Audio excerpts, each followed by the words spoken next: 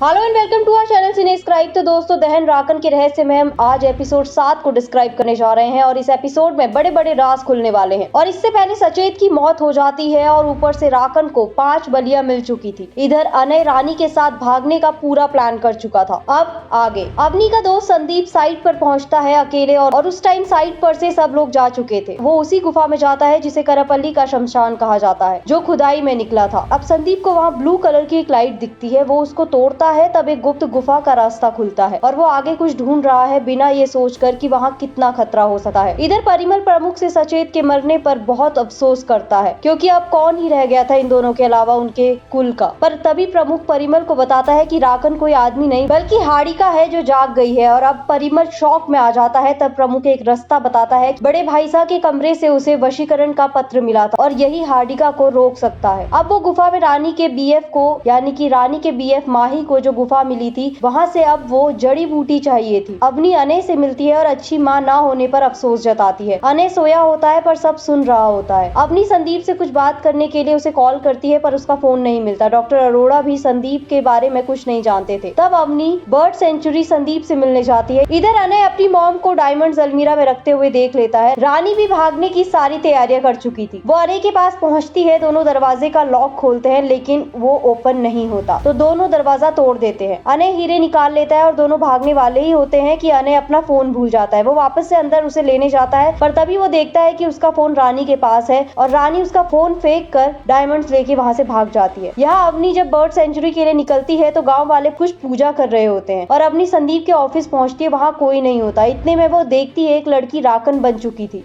और दूसरी लड़की पर भी हमला कर उसे घायल कर देती है, लेकिन अवनी उसे बेहोश कर देती है। फिर दोनों को लेकर वो हॉस्पिटल पहुंचती है, जहां घायल लड़की भी अवनी पर बीच रास्ते पे हमला कर देती है, पर अवनी उसे भी इंजेक्ट करके बेहोश कर देती है। वो उन्हें हॉस्पिटल लेकर जाती है। इधर माही जड़ी बूटी गुफा से काट रहा होता है और परिमल वहीं होता है। तब उसकी नजर अंदर बनी पेंटिंग्स पर पड़ती है और उसे एहसास हो जाता है कि हाड़िका इतने टाइम से उन्हीं के बीच थी और उसे पता ही नहीं था। वो जैसे ही बाहर मुड़ने को होता है, माही भी राकन बन चुका था और वो परिमल पर हमला करके भाग जाता है। परिमल घायल अवस्था में ही प्रमुख को फोन भी करता है पर उसके फोन की बैटरी डेड हो जाती है। अब वो अपने खून से उस शख्स का नाम दीवार पर लिखकर मर जाता है। इधर अवनी की रिक्वेस्ट पर अनय को वापस ले जाने के लिए एक आदमी आता है और उसे किडनैप कर लेता है। रानी भागकर माही के पास पहुंचती है। उसे पता नहीं था कि माही भी इन्फेक्टेड है और वो माही के साथ भाग जाती है। प्रमुख अपने आदमियों के साथ गुफा में पहुंचता है तो परिमल को मरा देखता है। तभी उसकी नजर परिमल के खून पर पड़ती है। वो उसे हटा कर देखता है तो उसमें अवनी का नाम लिखा था। वो सब कुछ समझ जाता है। यहाँ कंपनी की तरफ से नए मजदूर आने वाले थे पर निकासियों ने आने जाने के रास्ते पर चौकसी लगा रखी थी और उनके नए मजदूरों को अंदर आने नहीं दे रहे थे। इतने में सिन्हा प्रमुख को रिश्वत देने जाता है और वहाँ प्रमुख लोगों को बताता है कि सब कुछ बिगड़ गया है। इन लोगों ने सचेत, परिमल और सरपंच सबकी जान ले ली और इसका जिम्मेदार वो कंपनी और अवनी को मानता है। तभी सिन्हा वहाँ पहुँच जाता है और लोग गुस्से में उसे भी मार डालते हैं। माही के दोस्तों को अनय की किडनैपिंग का पता चल जाता है तो वो रानी को फोन कर उसे खबर करते हैं। अवनी दोनों लड़कियों को हॉस्पिटल लाती है और उन्हें क्वारंटीन करने को कहती है। साथ डॉक्टर जब देखता है अवनी भी घायल हो चुकी है तो वो उसे भी क्वारंटीन करने को कहता है, पर तब तक करपल्ली के आदमी अवनी को ले जाने के लिए आ जाते हैं और एपिसोड यहीं पूरा होता है। तो दोस्तों, क्या सच में अवनी ही हाड़िका का रूप है जो बदला लेने आई है अपने बेटे का? अनय को आखिर किसने किडनैप किया?